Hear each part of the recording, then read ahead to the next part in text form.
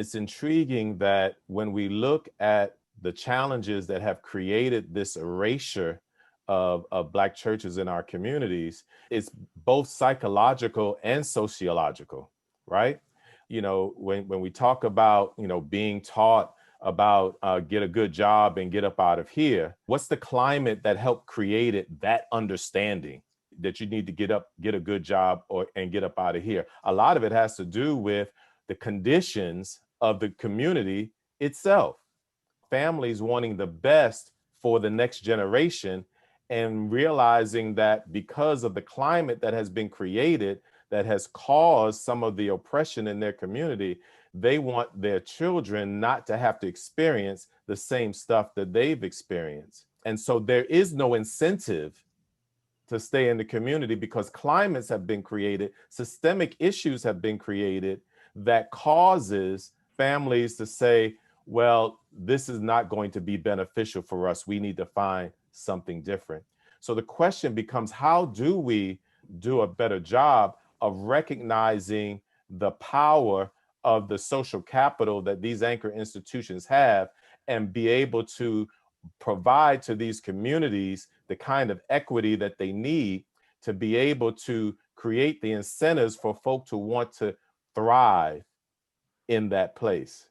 There is a whole world out there talking about impact investing that for the most part, I think I'm a fairly smart guy. I think I've been fairly exposed to things around the world, but I had no idea that any of this was going on. I had no idea that 3,000 people were coming together in a meeting and talking about changing the world, and they had major, major assets to be able to help do that. And then to get to the meeting and recognize that they're doing a lot of great work in the country and around the world, but they have no relationship with the faith community who is also on the ground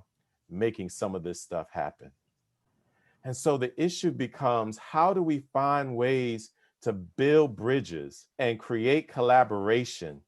where those who have access to resources are collaborating, not continuing to teach people to be better beggars, but how can we be better partners in being able to achieve what we all are saying that we want to achieve, and that is a better world, a more equitable world, a world where everybody has the opportunity and access to the opportunity to thrive. We need to find ways to do capacity building with more faith community leaders and give them access to the tables where they might be able to build collaboration and partnerships with those who also want to